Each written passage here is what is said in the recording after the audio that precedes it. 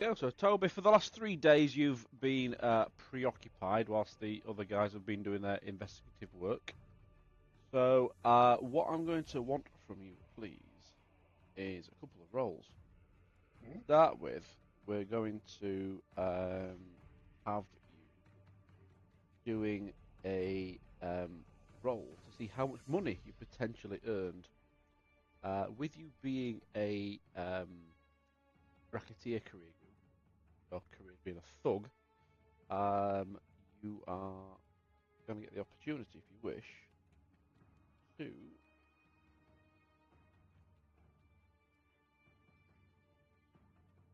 class roll.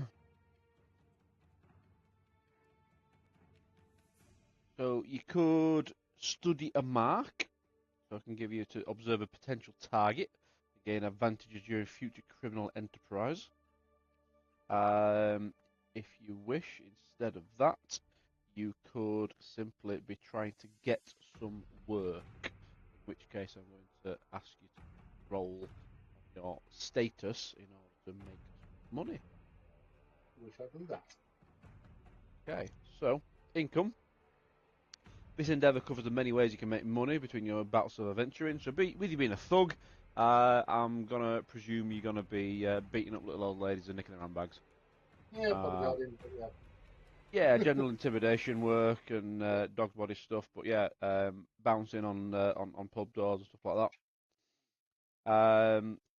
So, what specifically do you think that Toby will be doing for the last three days or 3 nights?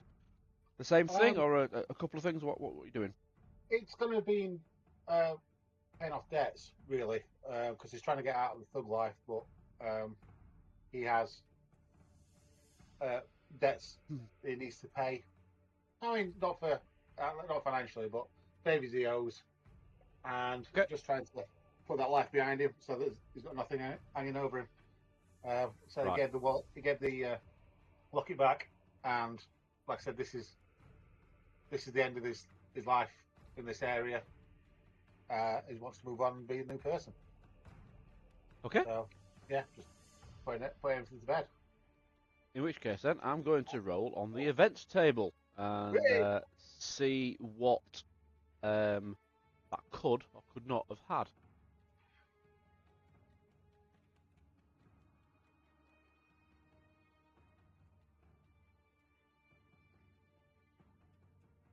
And this is the point where Toby dies.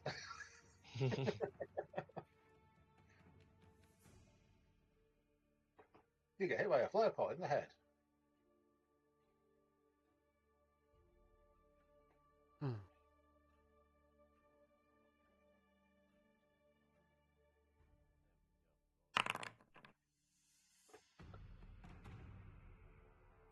Oh, right. Okay, so um, you get to start with to roll your status. So it's brass 3. So it is 3d10. So roll. So type in the chat r/space 3d10.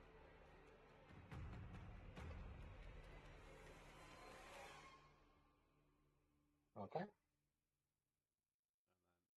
Then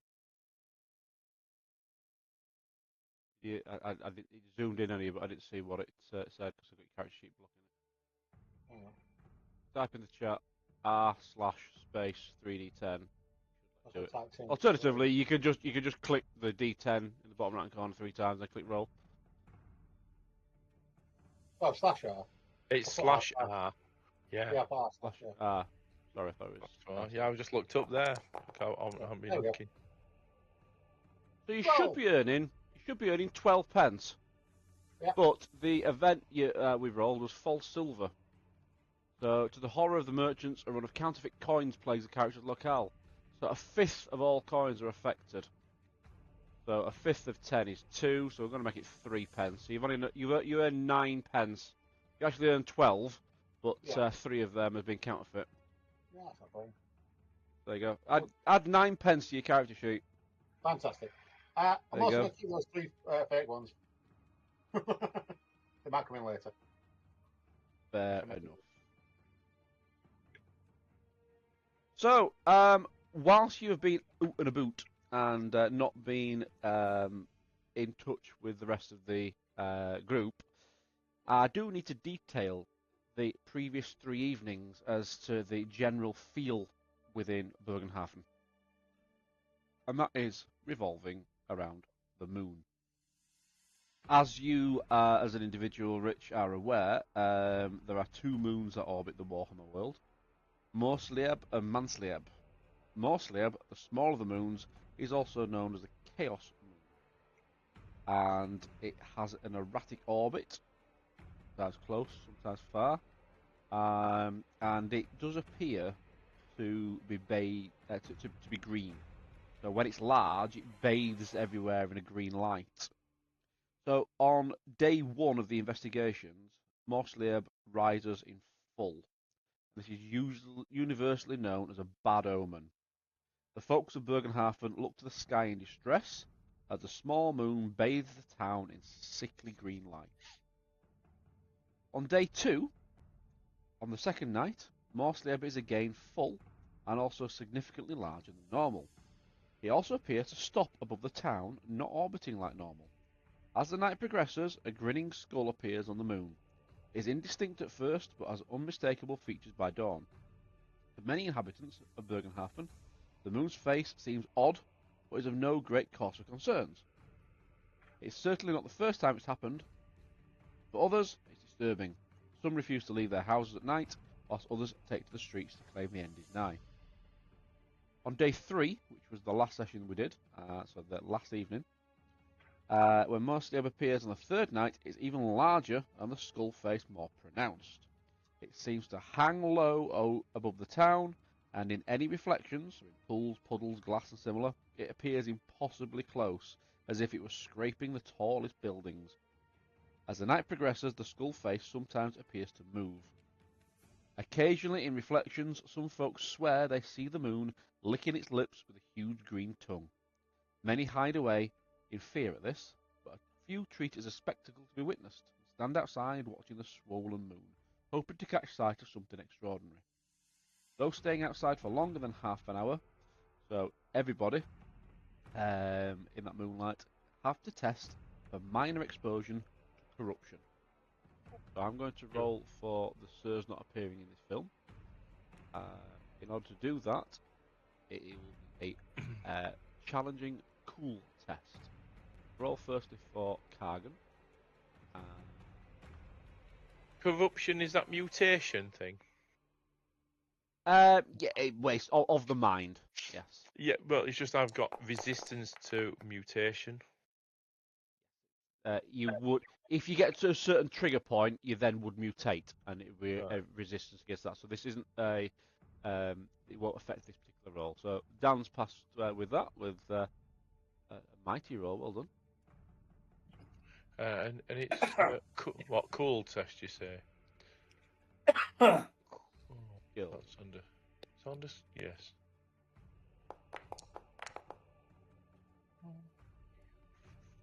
And also pass.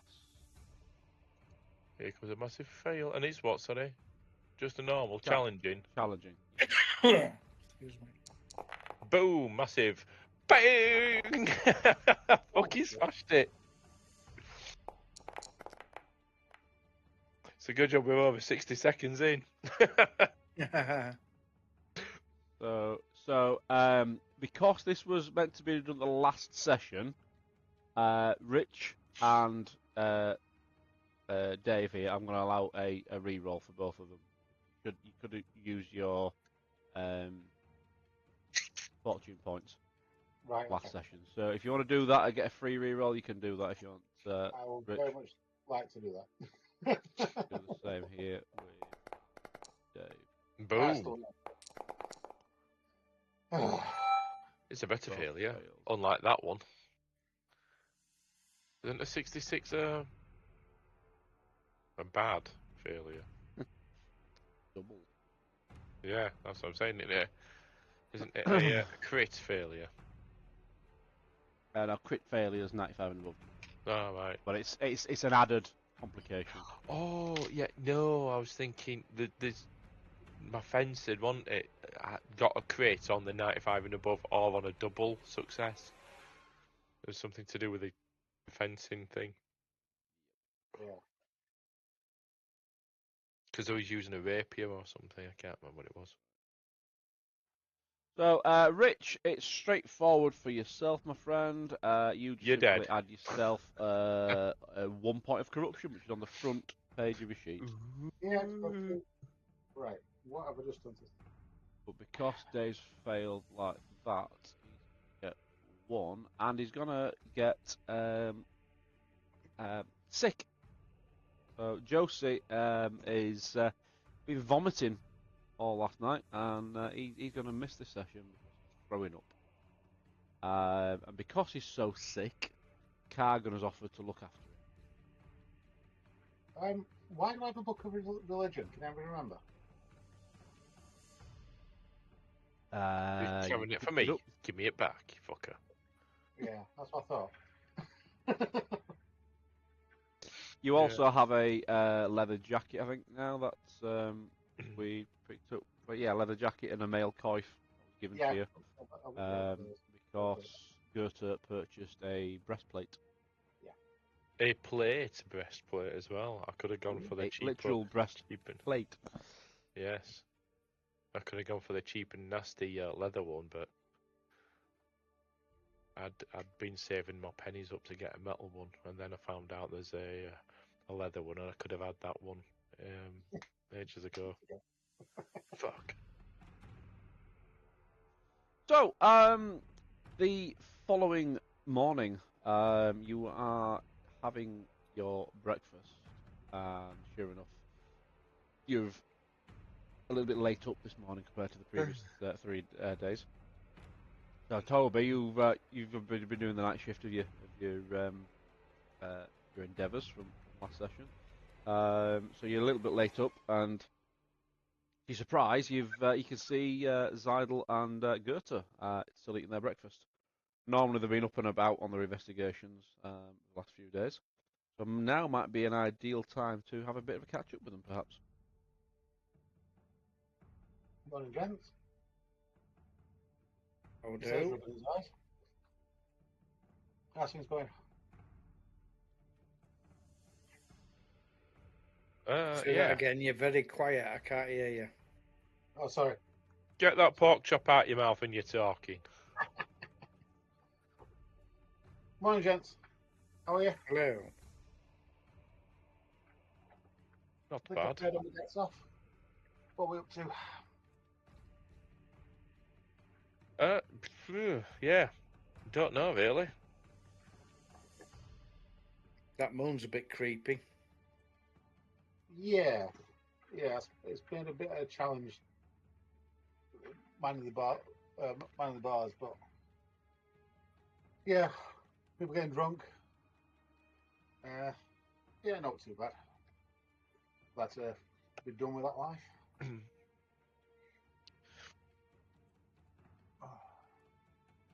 So, what did you find out? Yeah, I was going going to say with. Well, we found what is it? A member of the cult. Yes. Oh, we've got them handouts, haven't we? I can't remember what they are. What's his name? Okay. Oh, where's all my bloody handouts and stuff?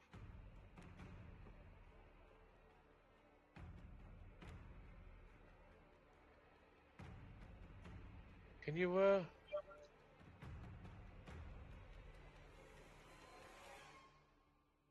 no, that's a pawn. What's his name, Dan? Is it Jonas? Is it Jonas? Is it Jonah or something? I can't. Oh shit! So it's just Contain handout number 9. Johannes. Number 9. Johannes Teugen. Yeah. We went and met him. He's the council member as well, isn't he? Yeah. So that's Councillor Johannes Teugen. He's quite a creepy looking fellow. Specifically, he when you went to Looks see like him, a he had stereotypical vampire. the curtains were closed. He was drinking quote unquote red wine from a goblet. Got quite long fingernails and very pronounced canine teeth.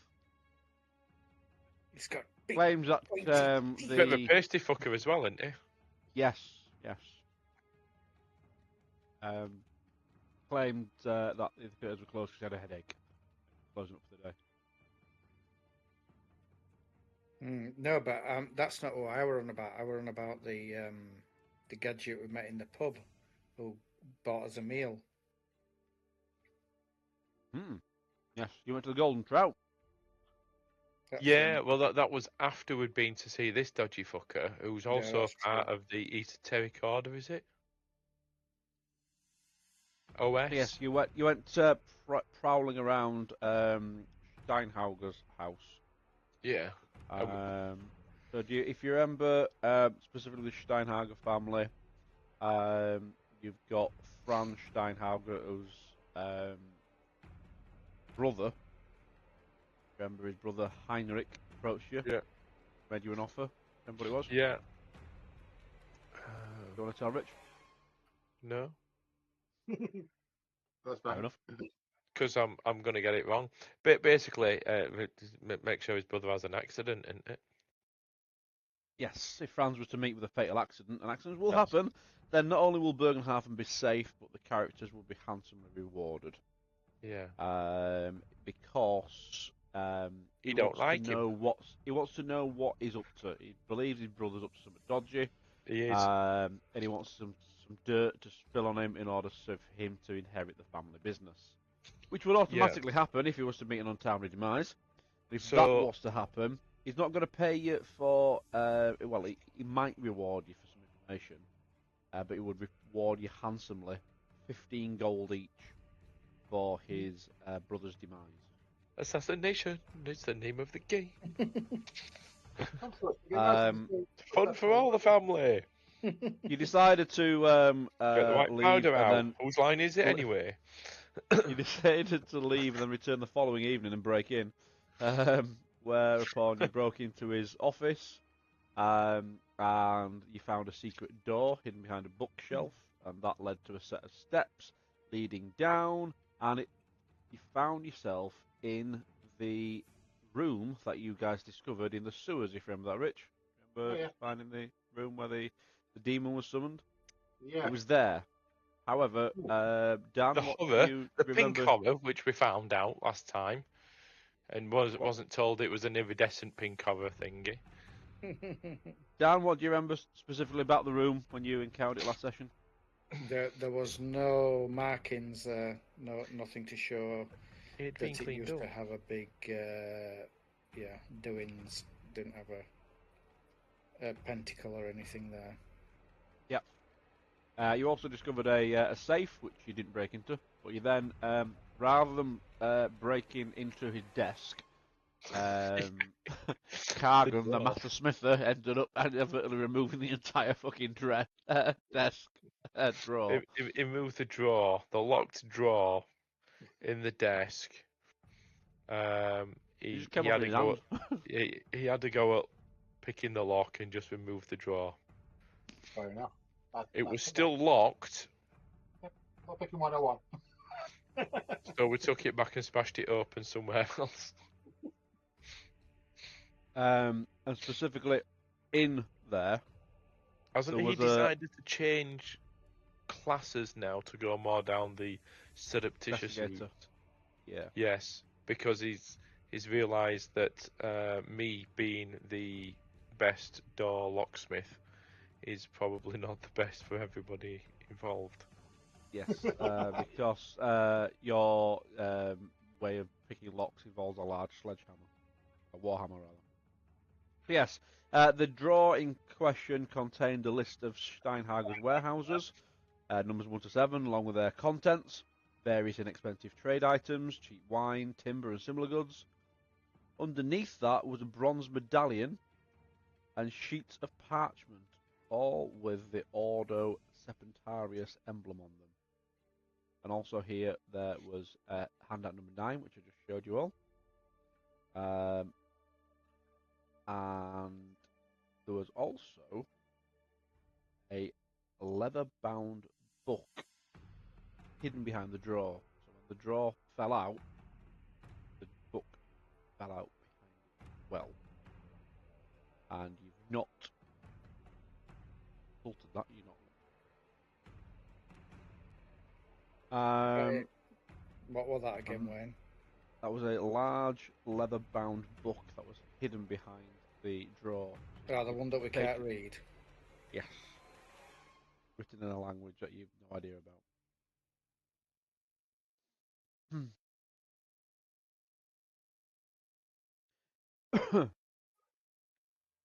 So, are you going to be telling Toby all of the above and providing him with the papers that you've just been discussing? Yeah. Right, brilliant. Okay.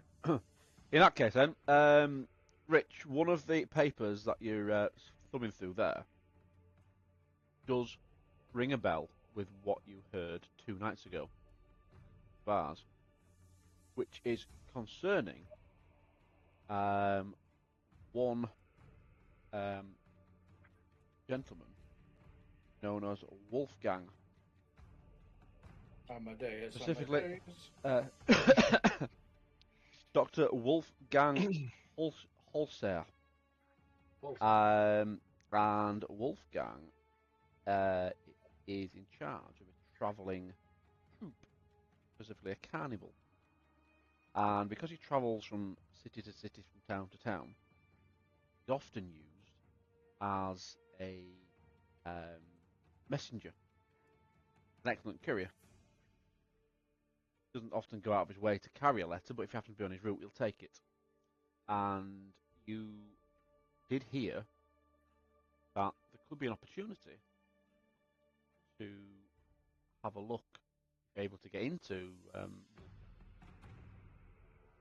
find this letter, because you've been made aware that the one particular letter would be well worth your interference.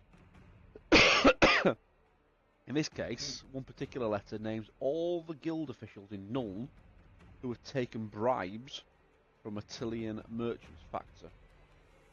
Such a list could very well be seen as useful to the guildmasters in rooting out corruption, the City Watch in doing the same, and to the imperial authorities as a way of expelling foreigners, especially Tillians, from the Empire. Of course, there are business rivals of the Tillian merchant who want the letter to further their aims too. The only problem is finding the letter without letting knowledge. So it could prove to be exceptionally profitable. And as you're thumbing through these letters here, you can see a few invoices about stock that has been changed hands. Particularly looking at it, seems to be some Bretonian wine sold recently from one of Steinhauger's warehouses to Gangholzer. It's all kind of fitting together for yourself. I don't know if you maybe want to disclose that to the group. I will indeed. Gentlemen, I think I might have got a profitable gig here. Some of this paperwork ties in with what I was hearing while I was manning the bars. You know that travelling Carnival? It's got a habit of taking messages. You did hear about it or have caught glimpses of it as part of the Schaffenfest. It was right on the outskirts of the Schaffenfest.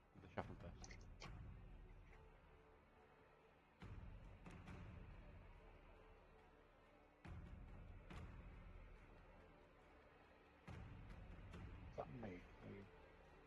Go for it, Rich. Yeah, I just seemed to get a bad connection for a second there. if you guys fancy to walk back out to the carnival, I think we can do a bit of snooping around and see if we can get these all these letters, because there might be a tidy sum for them. Plus, Okay. if we're talking about corruption, then Zidle might be interested. Yeah, I mean, we're talking about merchants taking bribes, and foreigners, especially the Chileans more than anybody. And some of these invoices look like some of this Brazilian wine's going to these places it shouldn't be intended to. So that'd be a nice little liberation for ourselves with celebration more than anything. But yeah, if we can get these letters, we can pass them on to the authorities, or multiple copies to multiple authorities. If someone was willing to copy it out, we can show them the original. We can give them a copy. We can take it elsewhere. Could be quite lucrative. At which point there is a bright yellow exclamation mark appear over Taube's head, with a subtext that says "subplot for tonight this way." Okay. Oh, but it's yellow. It's not. It's not a neon sign, so I'm going to ignore it. Right, that was a short session. Speak to you on the fortnight.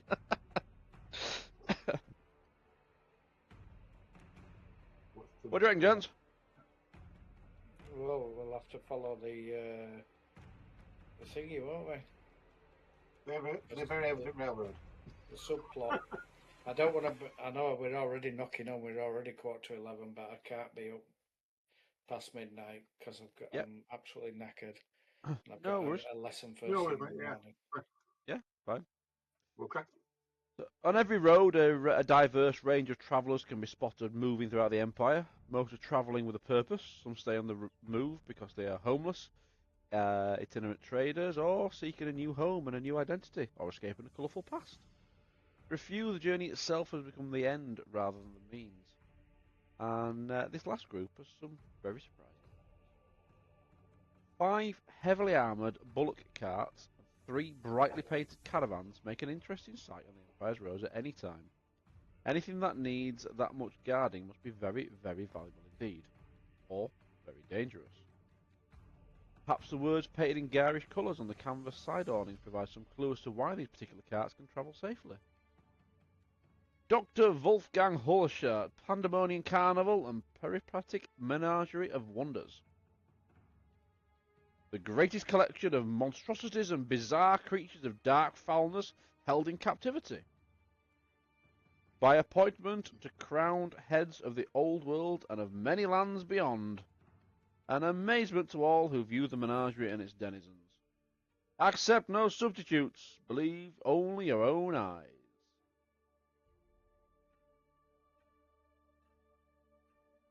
Now, the carnival itself has packed up because the Schaffenfest is over. And a lot of the traders and attractions of the Schaffenfest have already gone. Everyone else is currently packing up and moving. These guys have packed up, but they decided to spend another night before then leaving today. So as you're approaching them on the edge of town, you can see the setup. So I'm going to activate the map, but bear in mind that this map doesn't have any walls on. So you're going to be able to see all the tokens that are on there to start with. So I need a bit of abstraction from you guys to. Why don't you select them all that we can't see and put them as hidden? Put them hidden. Yeah. Yeah. Yes, actually.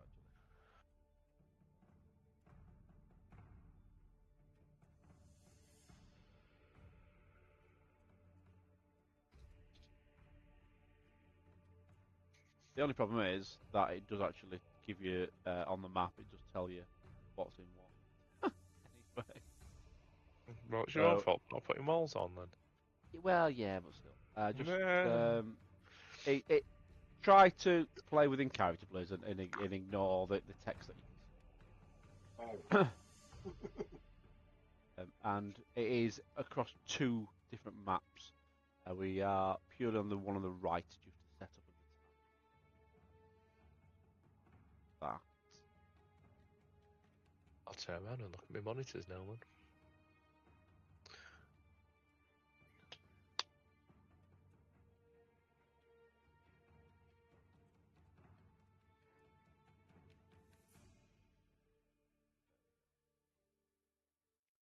So the Pandemonium Carnival consists of 8 vehicles. You've got Wolfgang's personal coach, a servant's caravan, a baggage cart, and 5-wheeled exhibit cages. The cages are most distinct.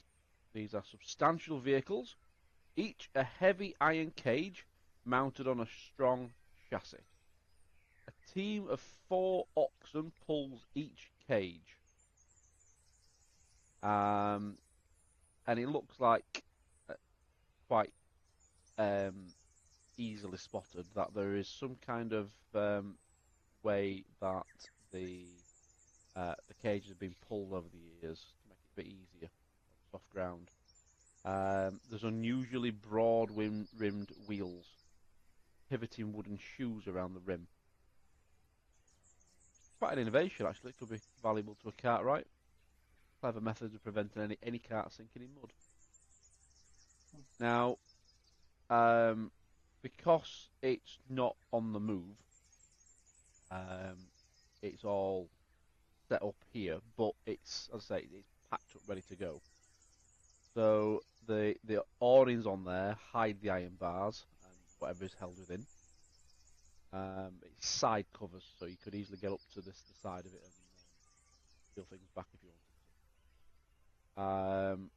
Now, the caravans are all very colourful, bright yellows and reds mainly. But you are noticing that when you get up close, that it does appear to be seen better days. So when you get up close, you can see that even though it does look good from the distance, up close and with a bit of scrutiny, all the caravans have got paint peeling off. And the whole area is surrounded by a menagerie of farmyard animals. You've got chickens and goats and ducks flocking around everywhere. They're like dogs. Do you like dogs? So the workers' caravan is almost as colourful as Wolfgang's. Wolfgang's cart is the one that's down here at the bottom. Handler says Wolfgang cart on it. We can only see a small bit. Yeah, we can only see a little bit. Like that to there, to there, there, to there. The rest of it's in black. So as you approach, this area has actually got this end of it here is actually open, and the animals are coming and going within it. And specifically, as you get closer, you see there's animals within it. You've got goats, ducks mainly. But as you get a little bit closer, you can see that there is an area that's caged off within it. So whilst you've got some of the goats and the chickens and stuff flocking around and coming in and out, you've also got a cage within it. And as you get nearer, you can see that there's 3 items in there.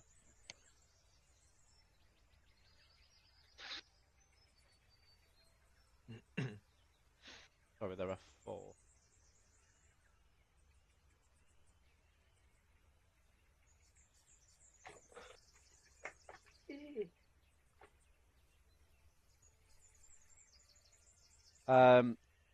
There's a goat-headed man caged up in there. Oh. A cow-headed man, and 2 chicken-headed men. Well, it's a good job there's no such thing as mutants. That's what I was just going to say. Those are interesting costumes. As you get closer... These are obviously from Britonia. Kill the French. As you get closer, I want you all, please, to make me an average athletics check. Athletics?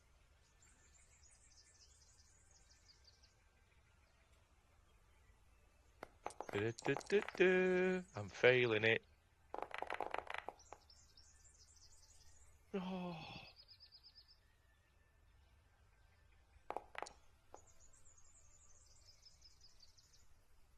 Yeah, brilliant. So, Halby, you're the one that notices that all 4 of them, as you get close, immediately start spitting at you, and the spitting, really dark purple, almost black, foul-smelling substance that you don't know what it is. And as you do so, you end up pushing Zidle out of the way. Goethe, you notice what's happening. You definitely avoid it. But Zidle, you've ended up stepping in some goat droppings. You've been pushed back. No harm or anything, but it was a bit unpleasant. In case of being a rock and a hard place, you'd get this black phlegm on you or standing goat shit. Lovely. Doing the latter. There's one of the there. One of the non-mutant mutants. Hmm.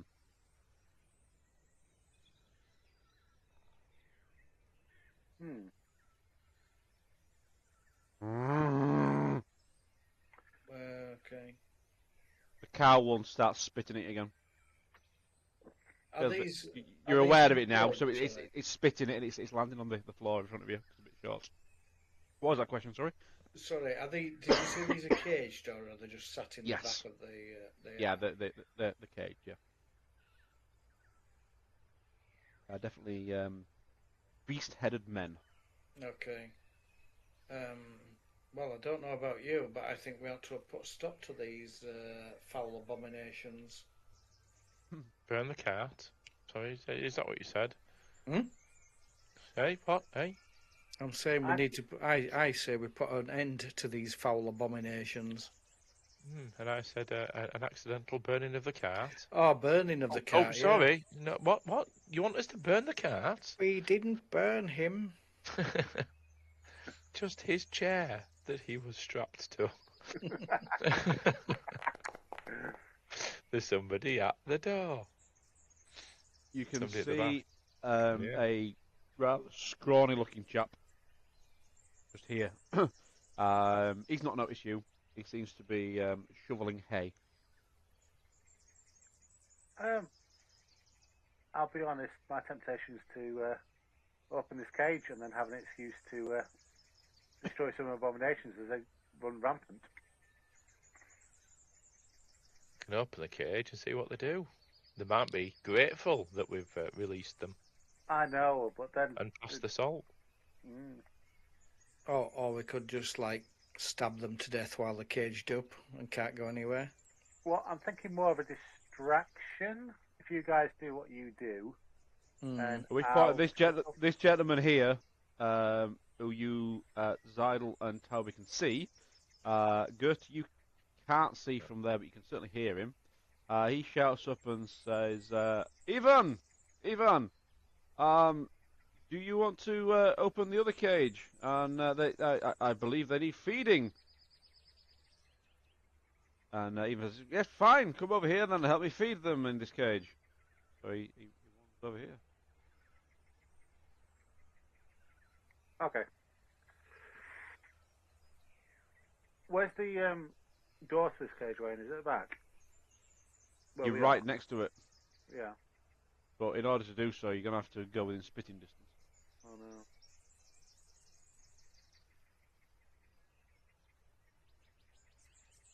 They can't spit at you if they've suffocated to death on smoke.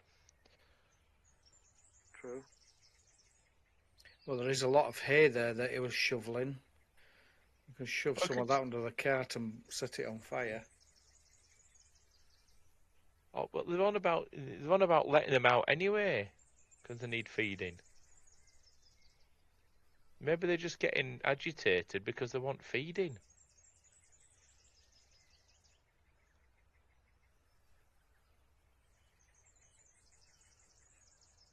I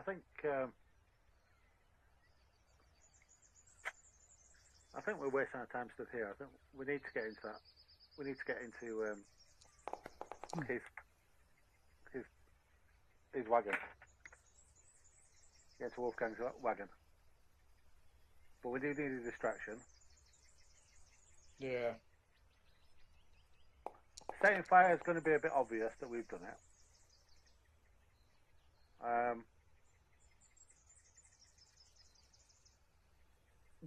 What's the locking mechanism look like, Wayne? Is it just a? Is it something simple? It's a padlock. It's a padlock. Yeah. And while you're looking at that and avoiding getting spat on, Goethe, you've noticed that there are some more items in this cart right here. Specifically, you can see that there is a rather resplendent looking. It's a beast about the size of a halfling. Bears an assortment of animal features.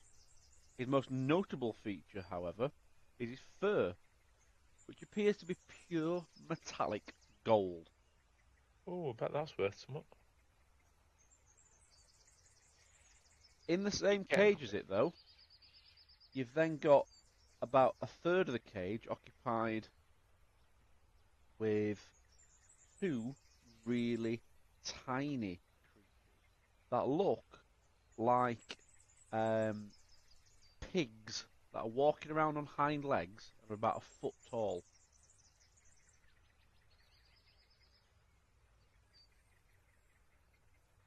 All sharing the same cage.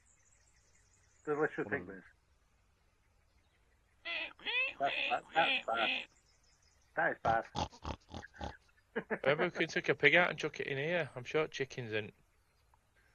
Oh, it's a goat. A cow, 2 chickens. Yeah, these are those are probably the herbivores then. Yeah. So I don't think they will be quite happy if I chucked a chicken in. I mean, a pig in there. I think the pig might actually take them.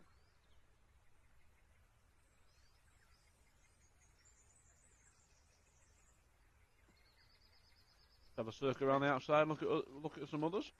Yeah. Can I make a stealth urban roll? A what roll? A stealth urban. Yeah. Yeah, you're on the outskirts of the city. Yeah, that'll do. Where's that not working? Come on. It's not clicking. Is that because we're on pause? No? Yeah. It's on pause now. No, it's still not clicking. Why are you clicking? Huh.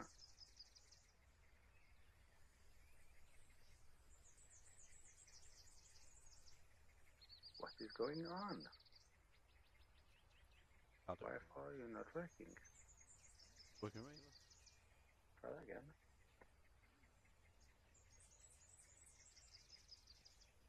No, I'm getting no response. I'll just roll for you. Thank you. 7, 8. So that is. Have you 5. popped it out the window? Yeah, I just popped it back in as well. Though. Nothing. I'm going to say because I noticed when you pop the window out, then it doesn't allow you to roll. Yeah. Are you heading to the top end of the map or the bottom end of the map? Are you clockwise or anti-clockwise, Rich? Anti-clockwise.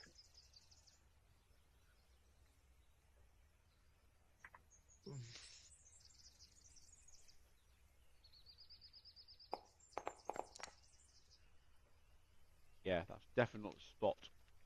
Re-roll it with a fortune roll. Fortune point.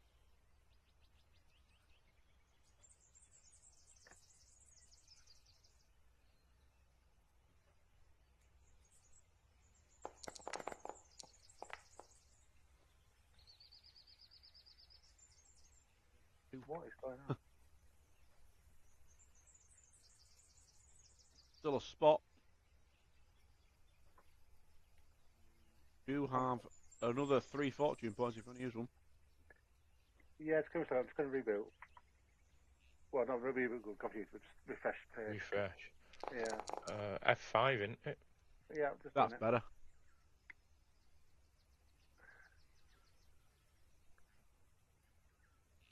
Come on, load back in.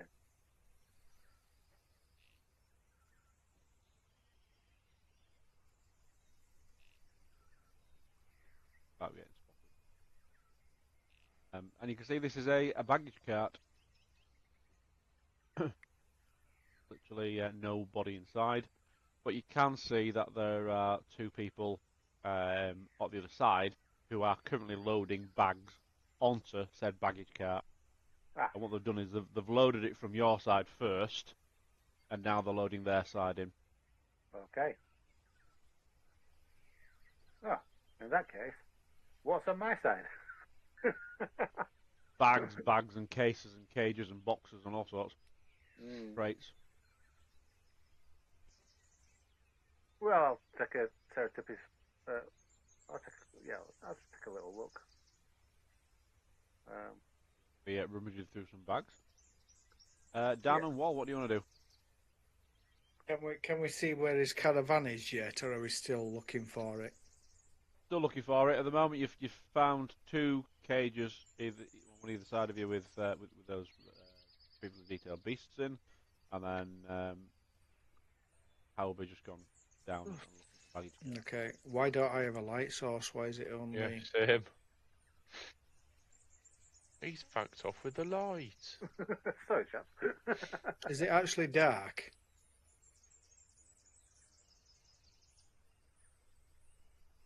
No, it's supposed to be morning. One's fucked off with a narrative. No, actually, it was better. It was better if you put it at dark, because then we couldn't see everything. Yeah. But fuck it.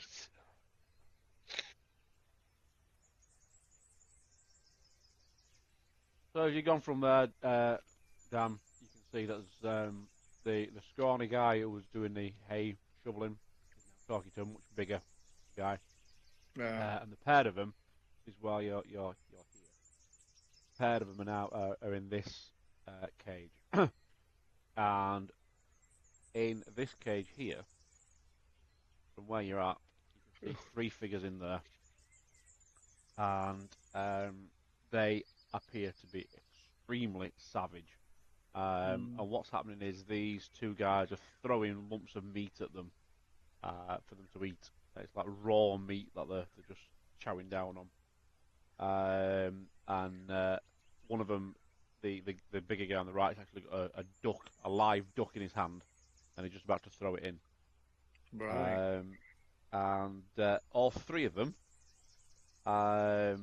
you recognise, given your studies, all 3 of them all bear the mark of the blood god somewhere on their bodies. Oh my goodness. One has a massive chest scar in the form of the skull rune. Another's face has been warped into the same symbol. The third has the design picked out in yellow fur on its dark red back. All have wickedly sharp horns, long fangs and clawed hands and feet. And they're absolutely full of rage and frenzy, and so much so that when this duck now gets thrown in, all 3 of them are fighting each other for the duck, and the duck's in the middle, and it just gets ripped asunder. Its head's been ripped off by one of them. The other 2 have got a wing each. The left of the body and its legs are now flapping around on the cage. And within a matter of seconds, it's torn to bits. There's feathers flying everywhere, blood and guts everywhere. Not a pretty sight. But it is meaning that they are preoccupied and not noticing you as you then slip round. Able to get a closer look at this golden beast up here. As I detailed before, it does have a fur or a pelt that's just made purely of pure metallic gold. Wow. Have you? Are you any good at skinning? I will be. Once you've practiced on them pigs. I think we might have to be schnaffling that. Actually, I guess, does it look harmless, this creature? I wouldn't say harmless, no. But it doesn't appear to be threatening right now. It's currently sat down. It's not asleep, but it's dozing. And is it an animal or like a little person? It's some kind of beast, and you're not sure what. It's about the size of a halfling, but it's got an assortment of animal features. So it's got claws, it's got a snout, it's got floppy ears, but it does walk around on two legs. It Oh, appears to have right.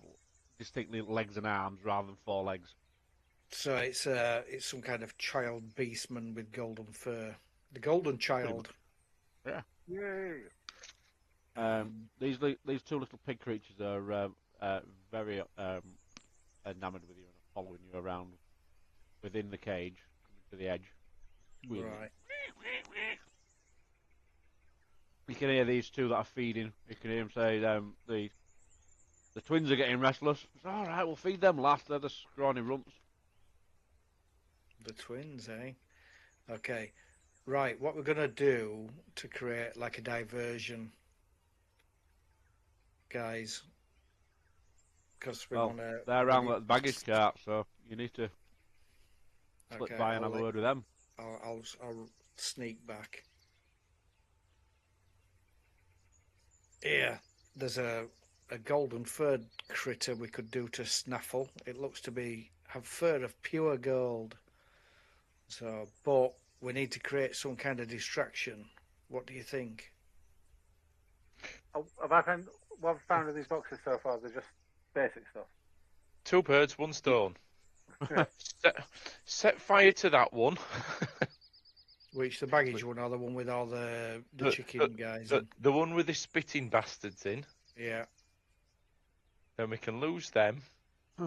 Yeah. And we've not killed them because the mutants. We killed them because they are disgusting creatures that were spitting.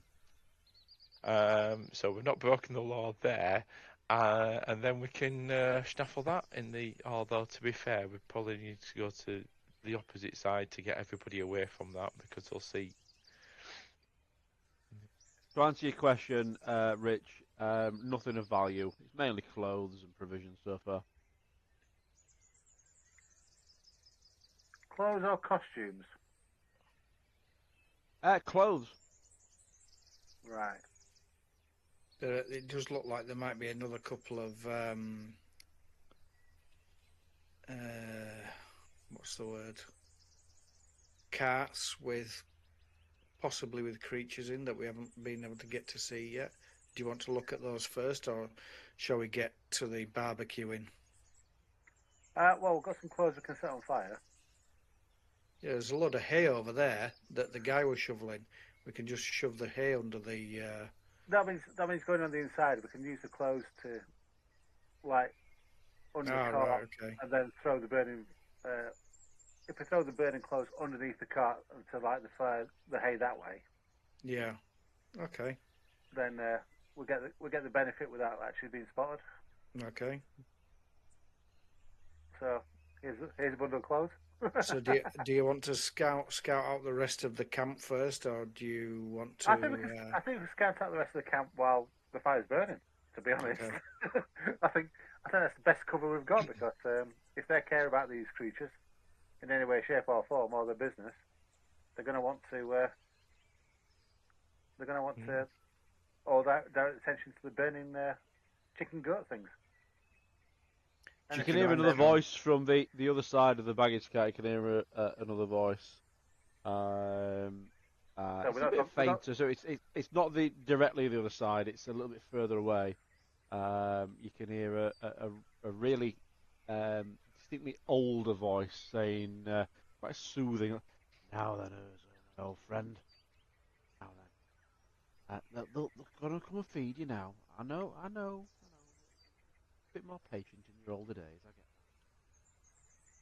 that. Anyway, uh, you wait there. I need to go and get something from my bag. I think Bertoldo's already packed it, but we're back. The Moss think I'm stupid talking to you, but you know, we've been together for a few years now, me and you. Yeah, Wolfgang will come and see you, I'm sure. Also, Ivan and Flanders, they're on the way with the food. Oh, I can see them now, look, they're coming. Fresh meat for you, look. Right. Are we And going you to can do hear this? footsteps coming very, very close to you. And then the whole baggage cart itself just moves slightly as there's evidently someone that's on it. Right, let's duck under it. You hear he's actually like he's on it, walking around, footsteps there, and messing around, looking through bags and stuff. Yeah, we're still. Bear in mind that there's a whole side awning that's keeping you out of sight. Oh, yeah. Okay. Shall we fuck off back over here then? Sneak back over here. Yeah, well, you're taking some clothes with you to. Have you got something to set fire? Yeah. We've got some. Cool. I'll start bundling the clothes and whatnot under the cart. Why are we robbing that thing? Get evidence. We're looking for paperwork, which is Wolfgang's. So it might be on this cart now, and it might be the bag that he's got stored. It might be in his. It might be in his wagon. Yeah, but why are we wanting to rob the golden fleece thing? Oh no, that was just because it's valuable. Because it's there. Yeah. Right, yeah. Okay. As you get Dan, as you get up to the side of that cart, the bull-headed one has just spat at you. It's narrowly missed your left leg. Lovely. I'm gonna knock that cunt out. It's a good job. It's a good job it spat at you and not me. Because don't worry, my pretty. You're soon going to be roast beef.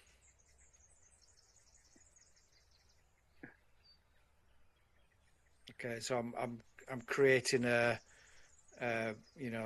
makings of a fire underneath the cart.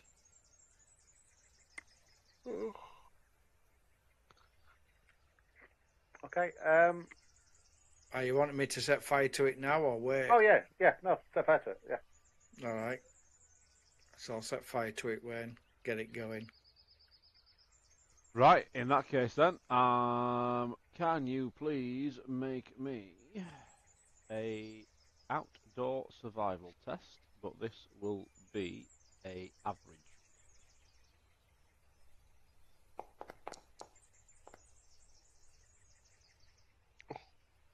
So you've got everything bundled together, and then you've realised the crucial component. You've not got any matches. You had one. You could have sworn you had one in your pocket, but you can't find it now. Luckily, I do have a tinder box. Yeah, but it's just been striking it. It's just there. It's just not working. I mean, you think it's the side of the box. It's not enable you to strike the matches, and then you're taking them up out, and you're 5 matches down, 6 matches down, and then you thought, you know what, I'm just going to strike it on the underside of the card and see if that does anything. And then again, it's not having it. It's as though like maybe your tinderbox has got on wet or something. They're not having it. Okay. Fate point? Is it worth fate point? Fate point. Or is it fortune? I can't remember. Fortune point. Is it worth one? Go on then. And I'm genuinely, is it worth one? I don't know. Well, you guys have got them as well, haven't you?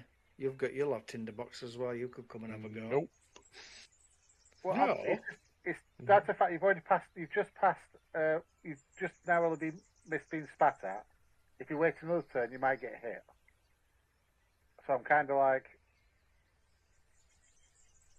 do you want to risk the point to get the fire going? Go on then. Not get spat on, or do you want Which one is it? Fortune point. Whoops. Yep. Okay. And then skill point. Or is it outdoor survival? Average. Come on, you bastard! Light. No. Oh, Oh, for fuck's sake. oh, right. You finally get a match to work, but as you do so, it's a really short one, and you've gone, bastard! It's got your fingers, and before you know it, it's set fire to you.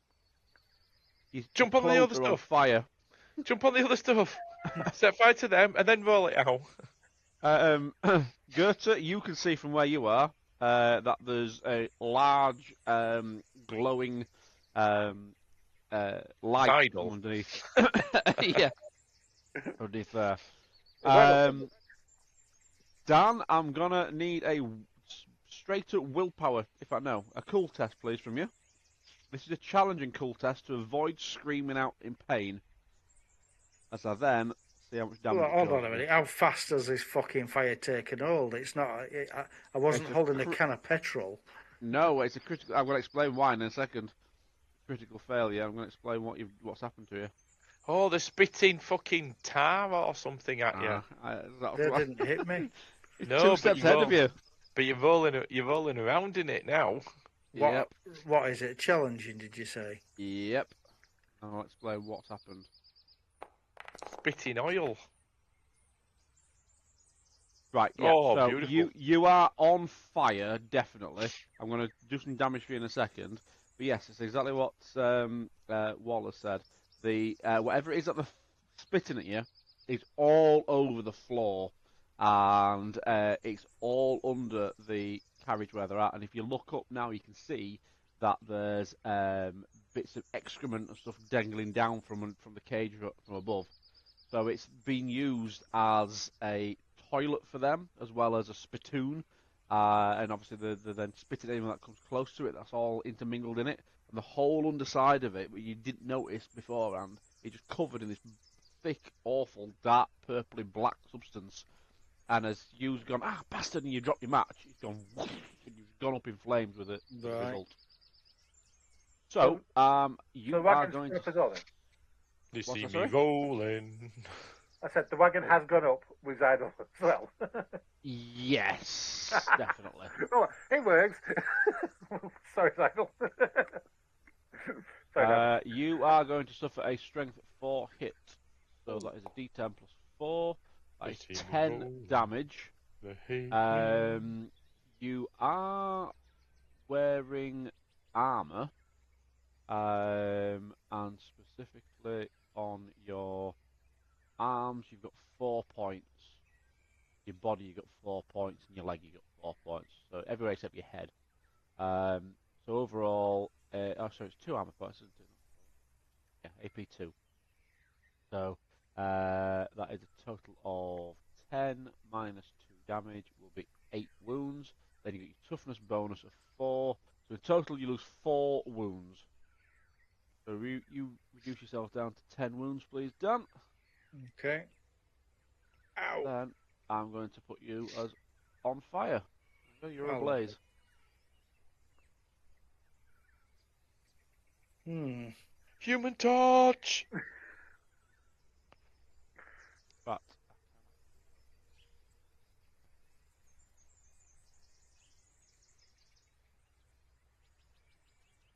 Some help, chaps. I'm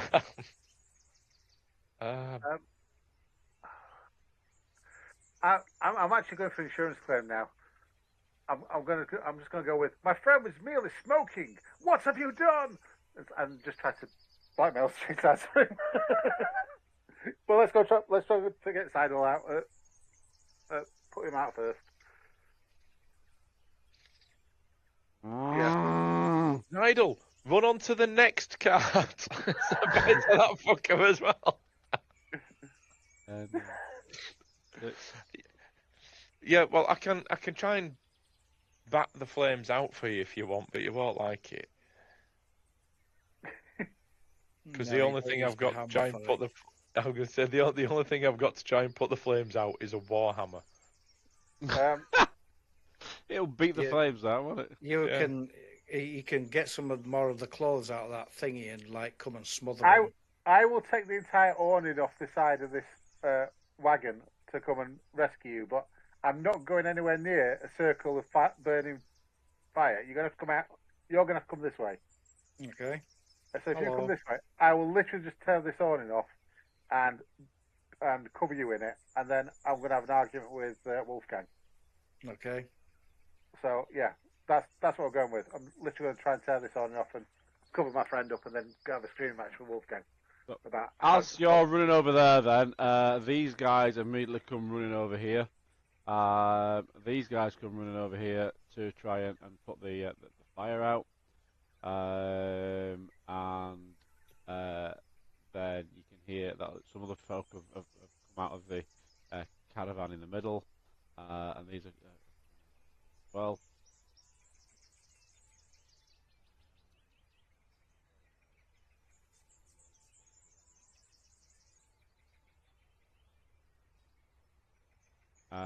So first and foremost, then you're gonna presumably want to try put Zidle out. Yeah, I'm just going to tear this. I'm going to try and tear awning off the side of this off the side of this. So firstly, we're gonna do another D10 wounds modified by toughness bonus. 8 minus 4.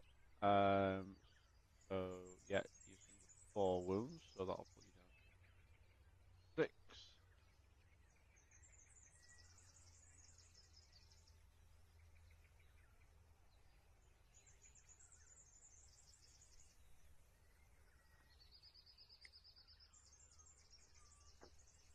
Right, one of Blaze condition removes successful athletics check. Right, so I will please, Dan, ask you to make a athletics check, and you can add, when you do so, it's going to ask you for an SL bonus. I'm going to ask you to put 1 in that, because you were going to get an assistance from Taulby, or +2 if Goethe also joins in to help beat the flames out. Are you both joining to help him? Roll in the hay. Yeah, What, we're taking this awning side enough and just covering him in it. It's like, yeah. okay. Right, What is it? Average. Challenging? Yeah, But I'll help. You're getting 2 success levels to start with, because those 2 are helping you. Oh, for fuck's Okay. sake. No. I guess I'm fate pointing that then. How can I roll 2 Well, you 100s in a can't row? because it's a critical failure. So in this instance, I would like you please to roll just a single D10, and if it's odds, then Talby's caught fire. If it's evens, then Goethe's caught fire.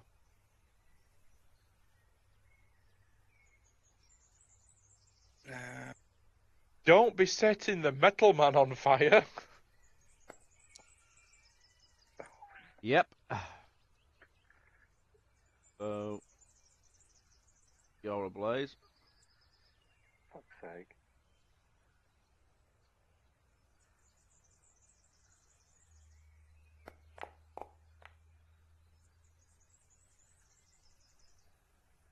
Okay. Minus your toughness bonus of 4. 2 wounds.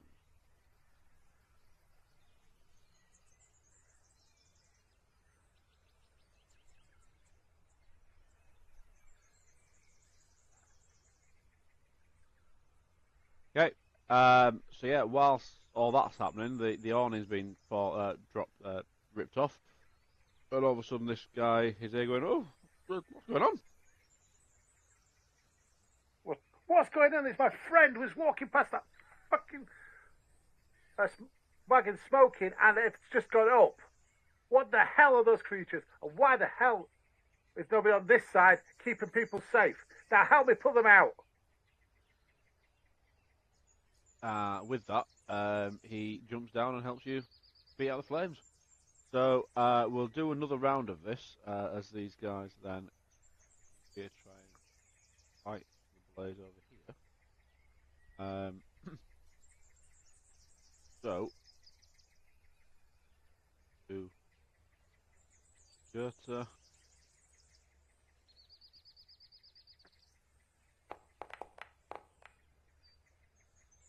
Three wounds from Goethe.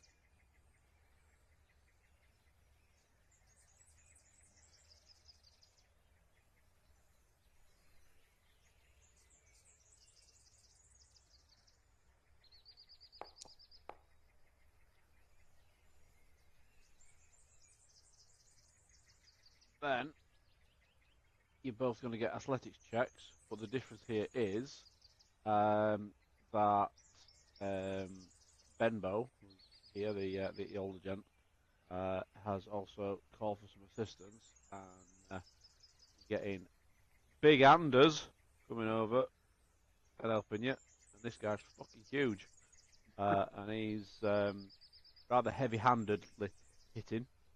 So, Zeidel, you'll get a +2 success levels check on your athletics check, whereas Goethe, you'll get the 1. What is it? Challenging again, did you say? Yeah. Challenging with 2 success levels to start with. Oh, for fuck's sake. Goethe, you'll get 1 successful level on you. Sorry, athletics. Yes. You can re-roll that though, Dan, because you've not done a critical fail. And I get 1 success level. Yes, because you got 1 assistance.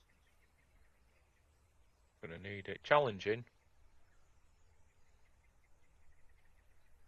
Yeah. Oi. Do either of you want to use a fortune point? Yeah.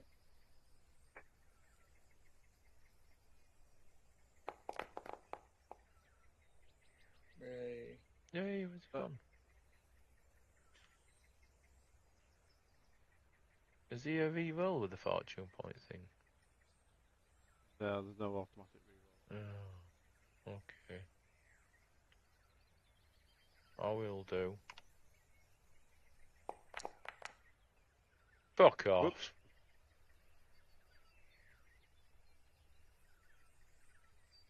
I don't even know how many fortune points I've got. Oh.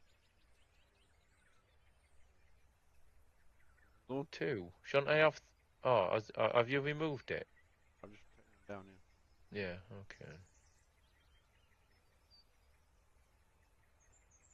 Oh, fuck it, I'll burn. Burn. Yeah, I'll fail that one.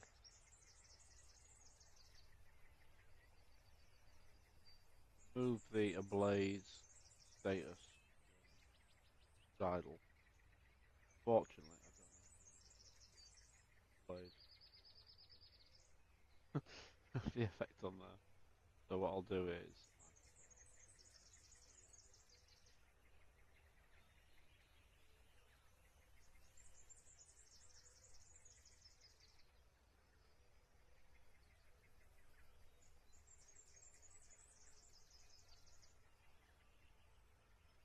and if you want to make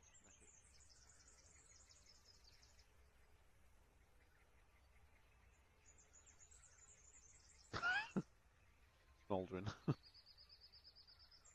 What's that? Smoky? Yeah. Charles. And tonight's special Chad Zino with a side of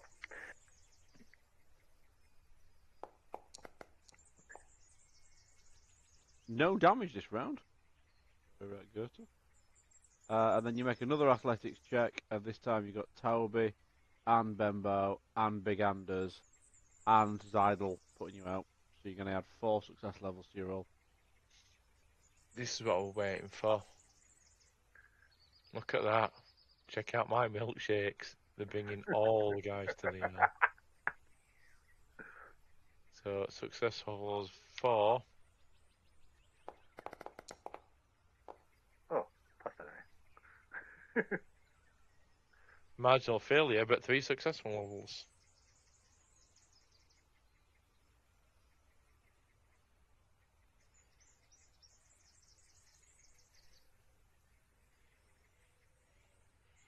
That would make sense as to why you're taking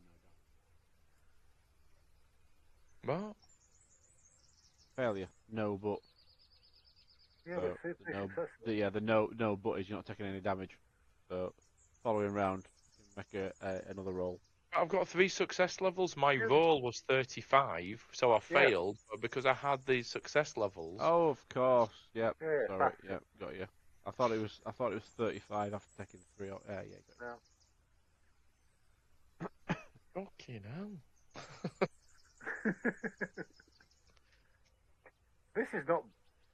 What's happened to this? Because it used to be built better. It used to have to do that for you. It's yeah. It used to put the success. It used to count the success levels, and now it's not. Why? Silly buggers. Raspberry Note. Oh, so yeah, there you go. You've been put out. Everyone else is distracted up here. To which point you get a rather large hand from Big Anders, helping you both to your feet. What, Gav? Thank you very much, Anders.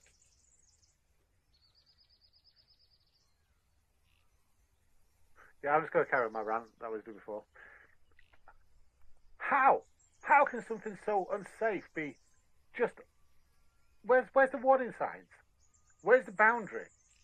Where's anything to say that that was an unsafe place to walk? I mean, literally, we came to your carnival during the event, and none of this.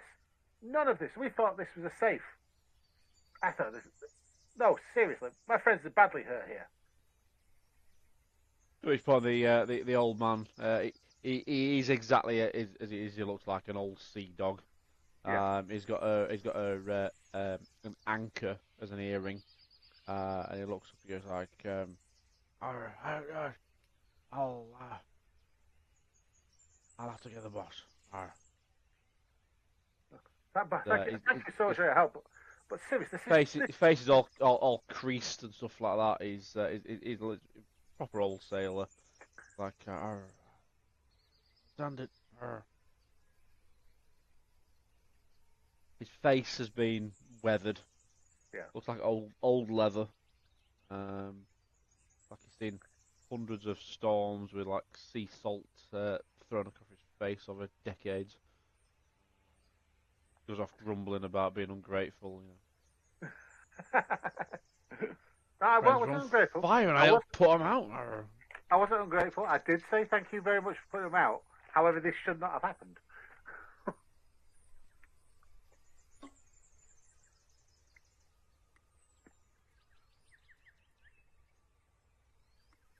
You can then see from the edge of the cart someone looking at you who you've not seen yet. Not saying anything, he just stood there, and it's a dwarf. Appears to be in his late middle age. Clothes, grey hair and beard are fastidiously well groomed. A magnifying lens dangles from his belt at all times. Seems to be his eyes become rather weak. And what he does is, as he stood there looking at you, picks his lens up and puts it to his eye to have a look at him. Have a look at you all. Yeah, he's saying to someone who you can't see. And he's talking. You can hear what he's saying. Says, thoughts? Probably needs more blood. Give it a few extra hearts, kidneys, and livers along with its usual feed. Granny will find them for you. And I'll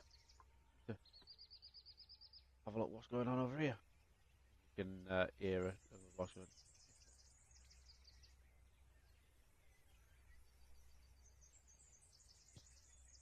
Anders at the side of the rather large gentleman. He ends up. He's got medium height, but he's very bulky. And he says to you, Seidel says, "You want my jacket? Jacket if you want." Really? Thank you. That's very kind. I want it back. Of course. with it. He takes his jacket off and puts it over your shoulders.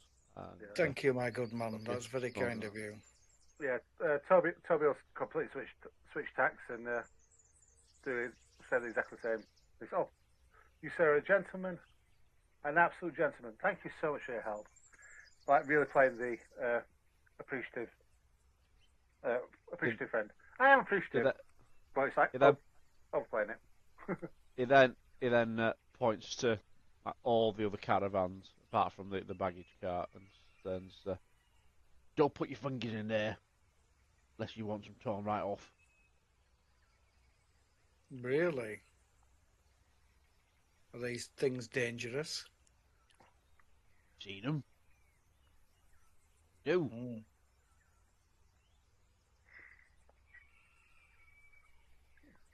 Might have been useful to know 5 minutes ago. Tell you what, after that, I could do with a cup of tea.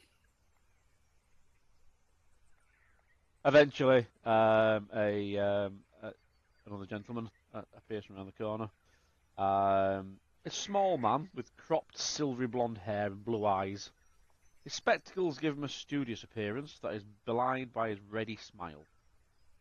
He also gives the impression of a man who's perhaps seen better days. His clothes are always clean and of good quality, but they are patched at the elbows and knees and are cut in an out-of-date style.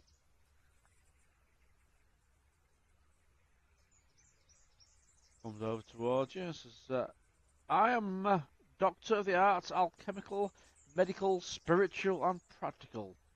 The last, sir? Madame Experience was my teacher, the lessons of my own devising. I am Wolfgang Holzer, Doctor of Arts, Alchemical." Can you do about burns? Absolutely. Come join me, please, in my cart, and I shall do my best to help you. You seem to be burned quite severely. I would be very grateful, thank you. Can you wash the black off me?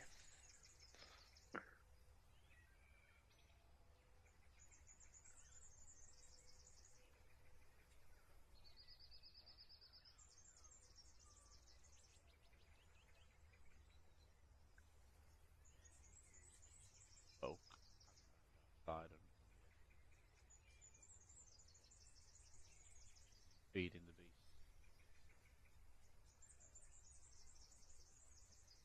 And as you take this route here, between the caravans, you then, all of you, get to see what is in these two caves as well. So up here, I've got a humanoid which is got white fur and a rat-like face. Its eyes appear to be weeping. Like it's almost like it looks blind. Can't see its eyes, and it's just sat there. Obviously alive, it's moving around, but it's just sat there not doing much. Whereas in this cage here, you can see a rather large figure. Even on the way past, you can hear Wolfgang acknowledge the beast on his way back. And now then, Urzo, don't worry, you're about to be fed. It's obviously the largest beastman here. It also appears to be the most passive. It looks a little tatty. Appears to be maybe a little bit ill. It's got a runny nose, and it's coughing as you're walking past. The massive creature, almost the size of an ogre. His goat-like head is armed with impressive horns, together with his hoof legs that give him quite a demonic appearance that makes him quite the money spinner. His skin is covered in horny plates, like those of an armadillo, and his hands are large enough, evidently, to crush a human skull. He just seems to be quite docile. He's stood at the bars, not saying much, not causing a fuss. And the next thing you are aware before you enter the caravan is the three beastmen up here at the top. They have been causing an utter ruckus since this fire broke out. and you can then see the guy who was sweeping hay earlier, who's also called Anders, who comes running up, and you can hear the dwarf say, "Look, look, look! Yes, you know what they're like. They're afraid of fire. We've made it like that. Just sort it out. It's a good thing. You know, they're reacting exactly how we want them to. Just go, calm them down, get them fed, calm them down. Have you seen them? They're, they're absolutely frenzied. Yes, it's fine. It's fine. It's fine. Put the fire out. Now it's out. It's fine. Go and reassure them. Give them some more food. They'll be calmed down. It's fine." At which point, Wolfgang gets his bandages out and starts bandaging you guys. I'm going to have a conversation with you guys through Wolfgang in just a moment. But whilst I'm here, Rich, I want you, please, to make me an average perception test based on sight. Okay.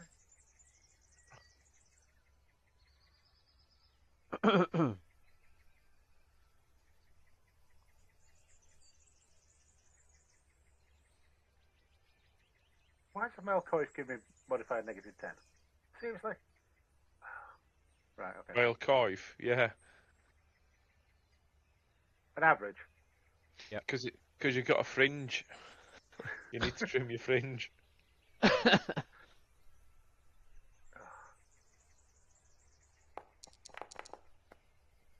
Oh, fuck off. Use fate point on that. Fortune point on that, please. Okay. 1.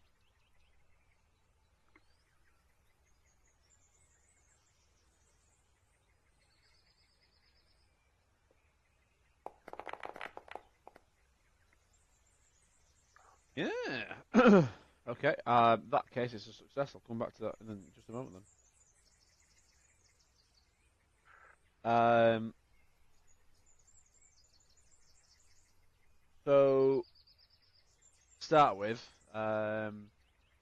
Wolfgang begins quite simply as, well, what is it we could do for you, fine chaps? We're just about to leave. Really? Restitution would be nice for a complete preventable accident.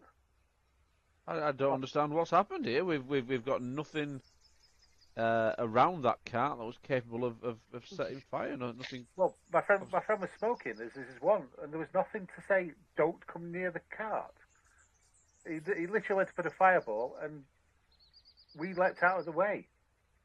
Ran to the nearest thing, which was your wagon, to tear off the awning to try and put him out.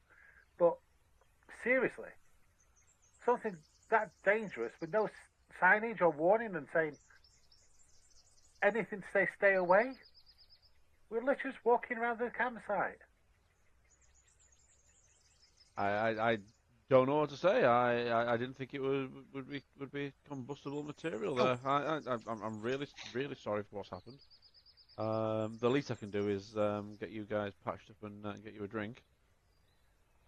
And with it, then one of his aides comes back and gives you all a shot of what appears to be brandy.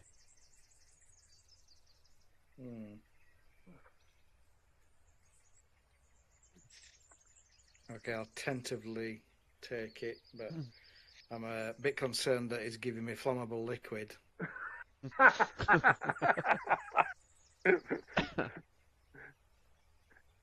And today was the day that that'll stop drinking. I developed a fear of fire, like a cornate beastman.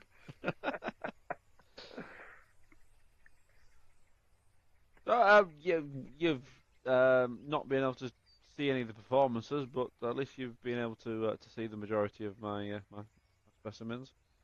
Were you just late to the Schaffenfest? Were you wanting to catch the carnival? We did catch some of it. We've just been busy on other duties. I've been bouncing on the bars, and we've had other things happening. There was a three-legged goblin when we first arrived. Oh, I've heard about that. Yes, wasn't it Dr. Malthusius. Yeah, see, the three-legged goblin, yes, it's quite the attraction. See, not like mine, but yes, yeah, if you like that comedy sort of act, I think it's a fairly decent routine. Did he not escape? Yeah, that was quite comical. I can imagine someone chasing after a goblin with 3 legs would find it rather difficult. We did. Oh, you did? Oh. Last I heard, it got found and it found quite shortly. Oh, are you the guys that went into the sewers on a wild goose chase because they found it like an hour later? Wasn't a wild goose chase. In fact, given your menagerie, I think you'd enjoy the tale.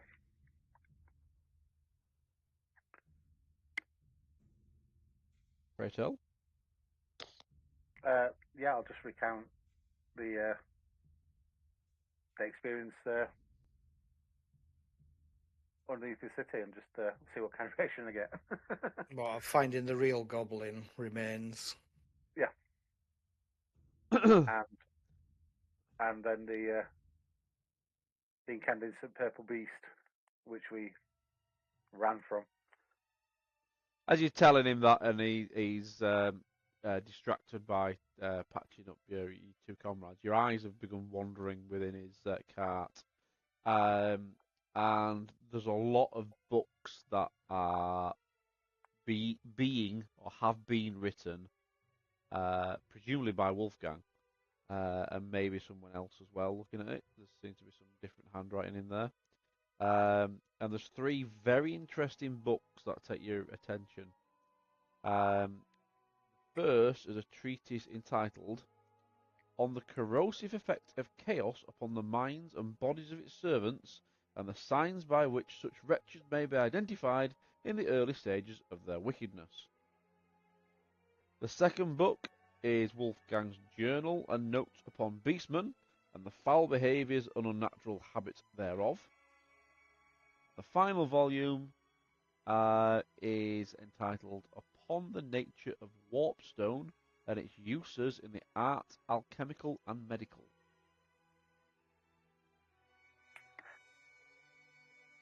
What's Warpstone?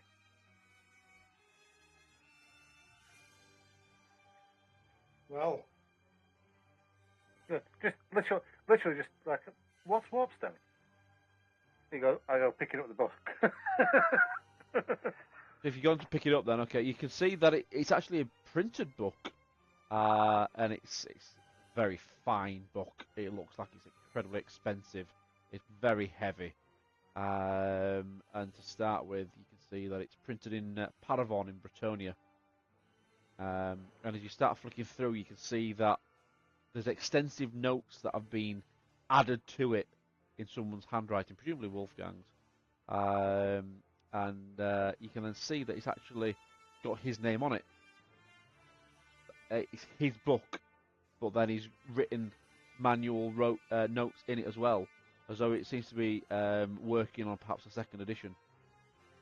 So it's an annotated edition by the author. It could be worth a pretty penny. To which point Wolfgang replies, "Warpstone is a substance which is remarkable, it really is. The possibilities of it are absolutely endless, and myself and my colleague Magnus, we've been doing quite the extensive tests on it, and it has the ability to be a wondrous fuel for starters, but unfortunately it does seem to have some detrimental effects, and hence the volume that you're holding there. Please be careful. It's my pride and joy is that. Of course. I'm sorry. So, Beastman.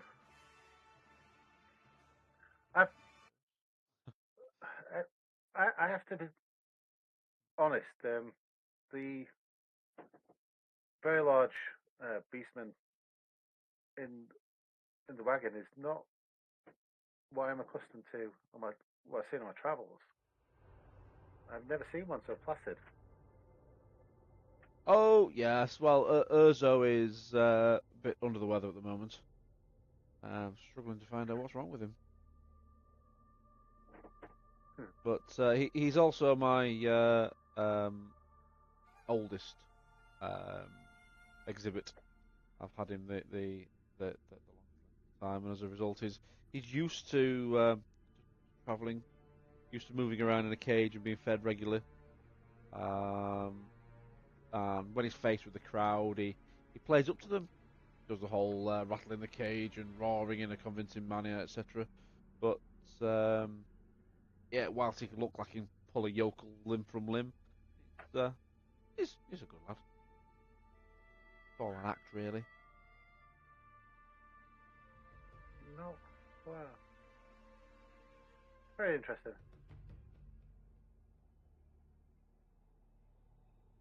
So, Dan, have you got any questions in your profession? Just say, you seem to be quite the expert on the ruinous powers there, Wolfgang. Well, you might quite rightly be wondering how a travelling circus filled with beastmen could be tolerated in the Empire, and why I, myself, haven't been burned at the stake by witch hunters. Well, the answer, my friend, is twofold. For starters, witch Got hunters a lot of beastmen. witch hunters are constantly trying to get the better of me. I have had a knack of avoiding the patrol sometimes, but to be honest, the second reason is mainly the most prudent. My association with the Lawmaster Magnus out there, he does afford me some protection under ancient dwarven pacts. These pacts do protect those who aid in the accumulation of knowledge for the betterment of Karaz Angkor. A fact that some, certainly not all, Sigmarite witch hunters will respect. But lastly, myself being Dr. Wolfgang, I do have a license sealed by Emperor Karl Franz himself, specifically allowing such a menagerie, to which point he turns to the wall and removes a scroll and unrolls it. And you can see quite clearly as he's reading it, it states, for the purpose of the propagandistic castration of the beasts of the forest and the expulsion of the terror they place in the hearts of all Sigmar's heirs.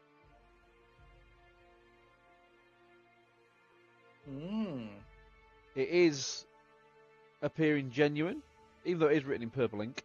But yes, the Emperor Karl Franz signature is on there, along with his official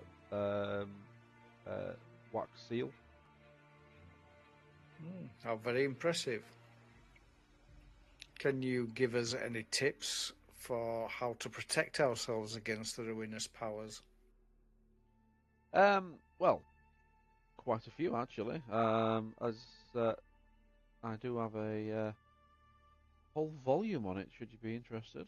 Really? Quite detailed in many respects.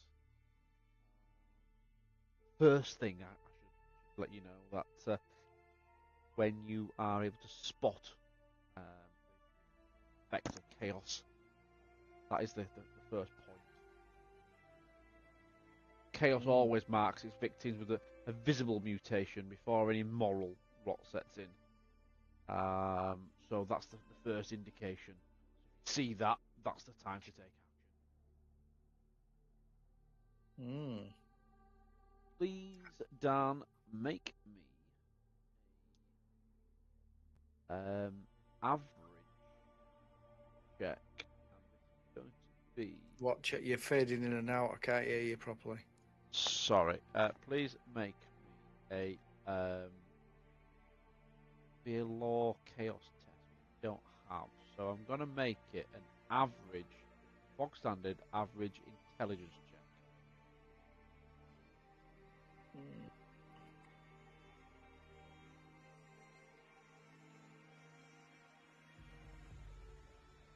Oh shit, I've done initiative, not intelligence.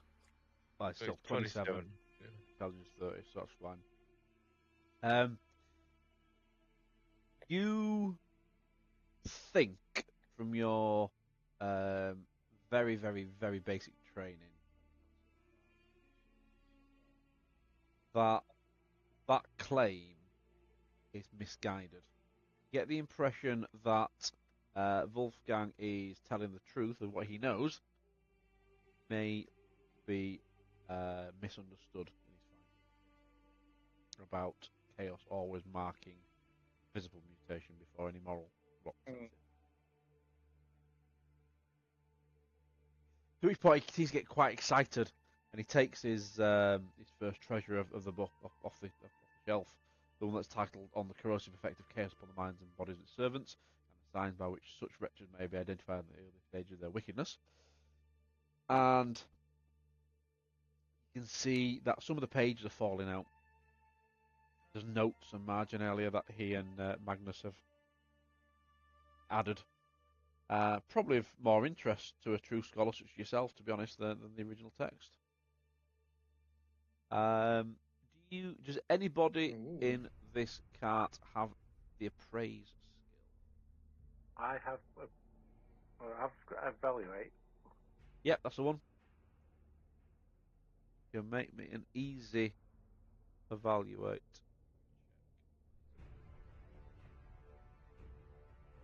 Well, I've got success bonus 1. Is it?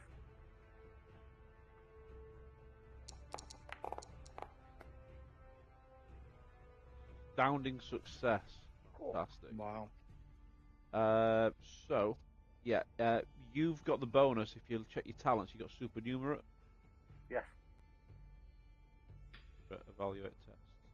So the book I just mentioned there, you think that a true scholar of chaos will be extremely interested in it, and it could be sold, should the right customer be found, for anything up to 40 gold crowns. Many witch hunters, Dan, you're aware, many witch hunters will be willing to pay good money for this book. But unfortunately, most would then accuse the book's holder of an unhealthy interest in the witchery of chaos, just so they could get hold of the books on itself for nothing. The second book, titled Wolfgang's Journal, and notes upon beastmen and the foul behaviours and unnatural habits thereof. Talbot, you've had been able to get a little quick glance at it whilst Wolfgang's been showing the other two and been passionate about reading it to you. This is an extensive portfolio of scribbled notes and sketches than a proper book. Obvious from a cursory glance that Wolfgang has been very thorough. There are anatomical drawings, lists of dietary habits, and much else besides that would be of interest to almost any scholar or lawmaster in the old world studying not just beastmen, but the effects of chaos generally. This book again would fetch around 40 gold crowns from the right consumer. But the prized possession, the printed treatise entitled "Upon the Nature of Warpstone, its Uses in the Arts, Alchemical and Medical." This book, as I said, was printed at Paravon in Bretonia.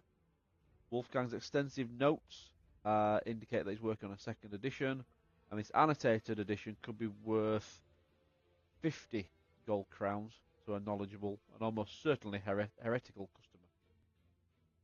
Dan, you're fully aware that any witch hunter would have good reason to view the possessor as a very dangerous servant of chaos, because the book requires the use of warpstone in all of its recipes. You can see some of the titles in the book. It includes treatments for every common disease, and these treatments naturally would give you bonuses to certain tests to recover. You can also see having tests for recovering from infection or poison, things like that. Also, hanging from the walls and near around the cart, etc. You see numerous licenses for his menagerie, granted by nobles and temple authorities all across the old world. And over the years, he's been very careful to stay within the letter of the law. He's kept every document that allows him to show his beastmen. So all that is going to add up to halting proceedings this evening, because midnight. That we can resume this next fortnight, and we then blend it into the finale of the Enemy in Shadows, which is the first part. So I'm going to stop the recording now and dish out some experience.